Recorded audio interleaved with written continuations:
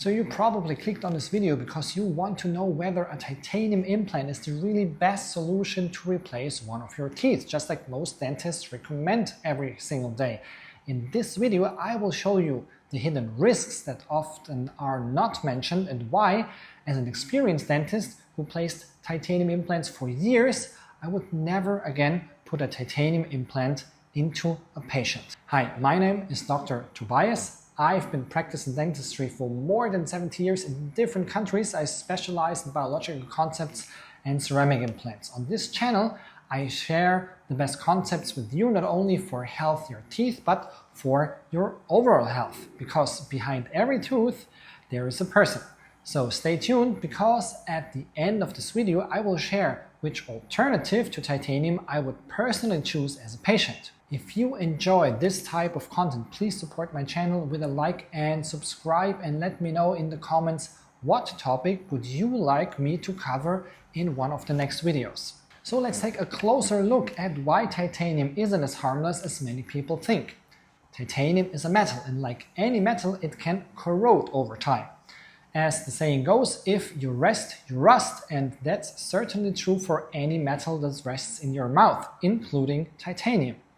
Especially when other metals are present in the mouth as well, such as amalgam fillings, inlays, crowns, or bridges, a so-called galvanic effect can occur. That means that a small electrical current flows, which accelerates even titanium corrosion. On top of that, the warm and moist environment of the mouth combined with bacteria pushes this process even further. So this means over time more and more titanium particles are released. These particles not only disrupt the local oral microbiome, that's the composition of your mouth bacteria, but can even influence the gut microbiome and your immune system as a whole. Just shortly after a titanium implant is placed, particles can already be found in the surrounding tissue and your lymph nodes, and they have even been detected in organs such as the liver, the lungs, and kidneys. That's because microscopic particles can be released during the insertion, and the biocorrosion process then continues over time.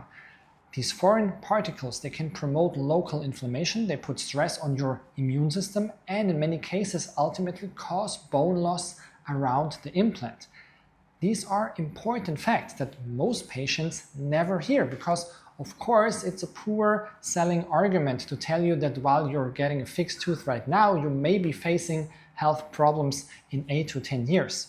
So these facts are often downplayed or simply not communicated, and this is not a secret information. These issues have been discussed at dental conferences for years, but the titanium lobby is still extremely strong, and many well-known opinion leaders have contracts with big companies, so they continue to promote titanium implants. Also, titanium is a lot easier to handle compared to the alternative, which we will get in just a second. And because nobody wants to admit that the material itself is the problem, the blame is shifted elsewhere. Smoking, oral hygiene, pre-existing health conditions, all these are discussed as main factors, and of course they all play a certain role, but the truth that titanium is not the ideal material is simply often ignored. Of course, that's partly my interpretation. I'm not here to paint some big titanium conspiracy, so to make this more tangible, let me give you a number, as a brand new meta-analysis from 2025 looked at this topic. So what is a meta-analysis? It's a study that combines and evaluates the results of many other studies. That makes it much more powerful and reliable than a single study with just a small group. That's why meta-analyses are considered the highest level of evidence in science, the strongest proof, so to say, we have. So this study shows that after 10 years, nearly half of all patients have some form of chronic inflammation around their titanium implants. Over 20%, that's 1 out of 5, even develop peri-implantitis. It's an inflammation that not only affects the gums, but also the bone, leading to consequent bone loss. The problem is, because this often happens many years later, dentists may not see the connection or simply don't want to see. Instead, the blame gets put on the patient's age or hygiene habits rather than the material itself.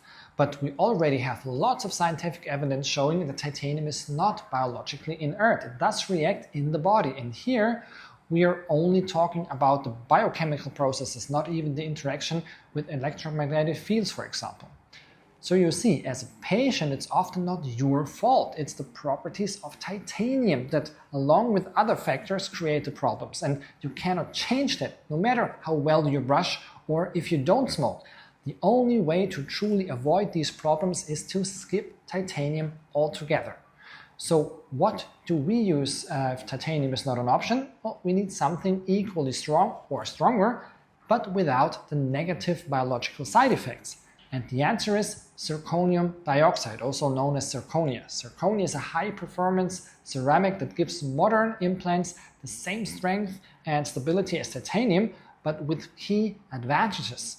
Zirconia is biologically neutral, without electrical surface charge. That means less plaque and bacteria can attach to it. There are no free ions, so no corrosion and no particle release. And your gum tissue actually attaches to a zirconia implant just like it does to a natural tooth, creating a tight seal that keeps the bacteria out. Studies show that the tissue attachment and blood flow around zirconia implants are identical to natural teeth.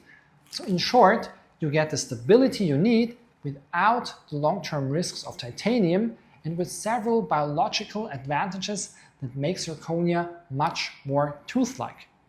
The only challenge is that many dentists still don't know enough about these benefits. Titanium is still seen as the go-to material, and old prejudices remain, such as zirconia not healing predictably or being fragile, and both of which are complete nonsense today. But habits in dentistry die hard. So here is my tip.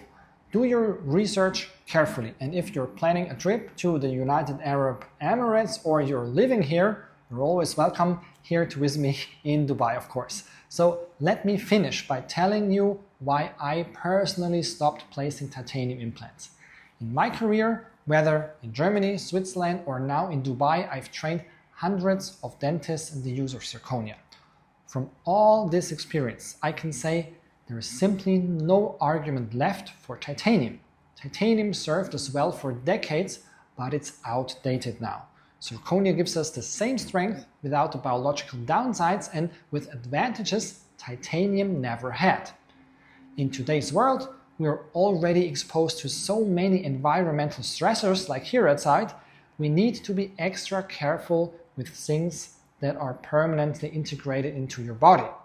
With jewelry, if you don't tolerate it, you can just take it off. With an implant in your jawbone, you can't. That's why, for me, titanium is no longer an option. It's time to switch to the healthier alternative. So if you're a dentist and want to learn more about zirconia as an implant material, you can book an online consultation with me to find out if I can help you with this topic.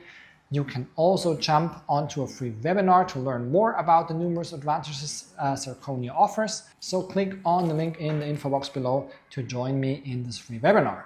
And as a patient, make sure you subscribe and like so we can keep in touch, because if we can do better, we should do better.